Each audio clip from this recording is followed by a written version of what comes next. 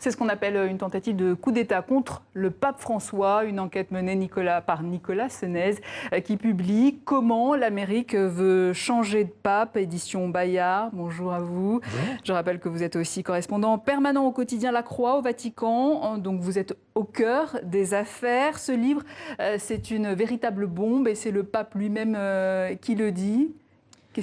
Comment il a réagi à ce livre? Je l'ai pris, oui. Alors, lui, je ne pense pas. Et puis, je ne pense pas qu'il aurait appris grand-chose. C'est beaucoup de choses qu'il savait, des menées contre lui. Voilà, ce qu'il a voulu dire en disant c'est une bombe, c'est-à-dire que j'ai essayé de rassembler dans ce livre, justement, de mettre en perspective tous ceux qui lui veulent, qui ont essayé de le faire tomber. L'idée, c'était vraiment de dire, ben voilà, à un moment, des gens ont essayé de pousser le pape à la démission pour mettre quelqu'un d'autre à la place. Donc on vous voit passer le livre au pape. Comment il a réagi? Alors, il avait entendu parler du livre parce qu'il lit tous les jours Il Messaggero, qui est le quotidien de la ville de Rome. Et il y avait un article qui présentait le livre, justement, qui expliquait ce qu'il y avait dedans. Et il me fait, il voit la couverture du livre, il me fait, mais j'ai essayé de la voir, on m'a dit que ce n'était pas disponible. Et c'est à ce moment-là, voilà, qu'on a engagé une petite conversation, effectivement, à ce moment-là, il me dit, mais moi, vous savez, j'ai pas peur de ces gens-là. Ces gens-là il me dit pas comme ça, mais ce que vous voulez dire, c'est ces gens-là ne mourront pas. Et pour moi, c'est un honneur qu'ils essayent de me faire tomber. Donc ces gens-là, qu'est-ce qu'ils lui reprochent au pape François? Alors, il lui reproche finalement à peu près tout ce qu'il fait. C'est-à-dire, il lui reproche sa vision d'une Église catholique plus ouverte, sa vision qu'il a donnée dès le départ aussi sur les questions morales, c'est-à-dire moins à cheval sur les questions morales, ou en tout cas les questions de morale sexuelle, mais d'avoir une vision plus large. Et en particulier, assez pro-vie, par exemple, sur l'avortement. Alors, par exemple, et en même temps, on l'entend sur l'avortement, quand il compare le recours à l'avortement à un recours à tueur à gage, c'était quand même pas quelque chose qu'on pourrait on lui a reproché ces paroles, et on peut pas dire que c'est quelque chose de peu conservateur, au contraire. Simplement, il a une vision beaucoup plus large des questions morales, et en particulier sur la morale économique. Et il a cette vision de l'argent, voilà, contre ce qu'il appelle l'argent qui tue, l'économie qui tue.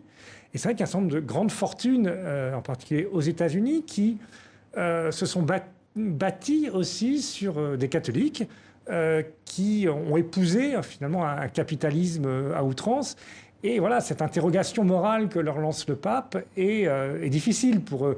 Donc ils avaient bien compris effectivement une vision morale de l'Église sur les questions sexuelles, mais les mettre finalement, d'une certaine façon, le pape les met sur les mêmes plans. Il dit, lui, sa vision, c'est nous sommes tous pécheurs et on a tous finalement quelque chose à se reprocher. Donc vous le disiez, ce sont une frange de la population minoritaire. Qui sont-ils, ces gens qui sont à la manœuvre? C'est effectivement donc, des catholiques. Principalement, on les trouve aux États-Unis. Dans effectivement donc, ces grandes fortunes, un certain nombre de grandes fortunes catholiques, américaines, et qui disposent surtout de relais médiatiques assez puissants. Ils ont bâti aussi des empires médiatiques qui ont une forte influence, en fait, en tout cas dans l'Église catholique aux États-Unis. Et ils se sont reposés sur un évêque, Monseigneur Vigano. Oui, alors en fait, Monseigneur Vigano était le nonce apostolique aux États-Unis, donc en fait l'ambassadeur du pape. Et il avait effectivement beaucoup travaillé avec ces gens-là. D'une part aussi parce que lui-même partageait un certain nombre de thèmes avec eux. Et donc, voilà, dans une conjonction d'esprit.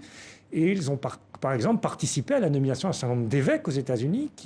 Et c'est vrai qu'on a un épiscopat américain aujourd'hui qui reste encore assez... Alors, pas contre François, parce que ça a été, justement, le pape François a pas mal travaillé, mais en tout cas réticent vis-à-vis de François. Et donc, tout ce milieu-là a essayé de résister aux réformes que le pape François a voulu lancer dans l'Église. Et tout est parti d'un pamphlet il y a un an, racontez-nous. Voilà, donc il y a un an, on était en voyage avec le pape en Irlande, et en pleine nuit, alors que c'est en fait encore le soir aux États-Unis, il y a un pamphlet extrêmement virulent qui... en gros, rend le pape complice de toutes les affaires de pédophilie dans l'Église depuis les années 2000 et qui accuse à la fois le Vatican, tout ce que le Vatican a compté de responsables depuis l'an 2000, y compris le pape François, sur la base en fait d'un cardinal américain qui était extrêmement puissant dans le fundraising de l'Église américaine et qui a beaucoup participé justement à cette puissance de l'Église américaine en ramassant de l'argent pour le Vatican, mais aussi pour l'Église entière. Et donc, l'Église américaine, par l'argent qu'elle distribue, que ce soit au Vatican ou au diocèse, en particulier dans les pays du tiers-monde, est très écoutée. Et donc, ça a donné une voix à l'Église américaine. Puis, c'est avéré que ce pamphlet qui était signé par cet évêque. Hein. Alors, par cet évêque, Monseigneur Vigano. Mais voilà, et ce cardinal a été accusé de faits de pédophilie extrêmement graves. Et on s'est aperçu qu'il y avait un certain nombre de faits qui avaient été couverts dans les années 2000 en tout cas, par le Vatican ou par des gens proches du Vatican. Et voilà, l'accusation de Monseigneur Vigano, c'est aussi mettre en cause François, alors même que lui n'était pas du tout responsable, il était archevêque à Buenos Aires à cette époque-là. Mais comment expliquer cette influence qu'ont ces milieux conservateurs catholiques riches sur l'Église américaine, sur le Vatican également? Alors, ce que je vous expliquais, c'est l'argent. C'est parce que à partir du moment où ils apportent de l'argent dans un Vatican, qui en plus ces dernières années a eu des difficultés financières, à partir du moment où vous apportez le chèque qui permet de boucler la fin de mois, on vous écoute, vous êtes influent. Vous avez un poids. Vous dites donc, même vous pouvez dire, nommer, il y a tel évêque qui est intéressant, ça serait telle personne qui est intéressante, ce serait bien de le nommer évêque. Évidemment, on vous écoute. Et vous dites même que quand il y a eu des cas d'abus sexuels dans l'Église, ces catholiques auraient payé les dommages et intérêts que devaient les prêtres qui sont accusés? Alors, c'est-à-dire que les diocèses ont dû payer des dommages et intérêts extrêmement élevés. Et donc, à ce moment-là, ils se sont tournés vers des riches donateurs qui ont permis de boucler le budget et de payer ces dommages et intérêts. Et donc aussi d'être influent, parce qu'à partir du moment où vous payez, vous êtes aussi celui qui décide ou qui participe, en tout cas largement, à la décision. Mais c'est quoi l'objectif final alors de ces milieux conservateurs catholiques? Alors, ils ont une vision extrêmement on va dire, de reconquête catholique, une vision extrêmement... les États-Unis sont un pays jeune, et donc ils ont une vision très traditionnaliste, d'un retour finalement aux traditions catholiques que l'Amérique n'a jamais connues d'ailleurs, puisque ça s'appuie en même temps sur un Moyen-Âge fantasmé.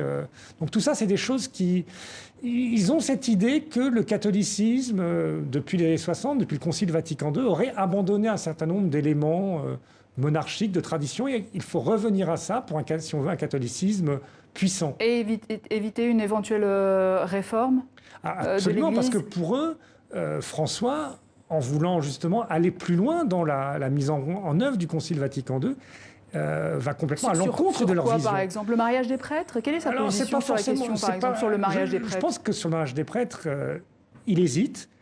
Il a conscience que c'est une tradition. Il a conscience aussi qu'il y a des endroits où il y a besoin d'ordonner prêtres des hommes mariés. Et donc la question n'est pas tant de revenir sur le mariage des prêtres que de permettre l'ordination d'hommes mariés, sans pour autant effectivement revenir sur cette tradition qui fait qu'on a besoin effectivement de ce signe d'hommes célibataires qui s'engagent à vie pour le Christ. Mais est-ce que ces lobbies américains ont à un moment donné réussi à faire changer le discours du pape? Non, parce que justement le pape les connaît bien, est prévenu de ça. Et puis, il y a aussi sans doute le fait que François est un Argentin, latino-américain, et il y a aussi cette vieille méfiance. Dès le départ, ils ont été méfiants contre ce pape latino, ils l'ont regardé un peu haut, de façon un peu méprisante.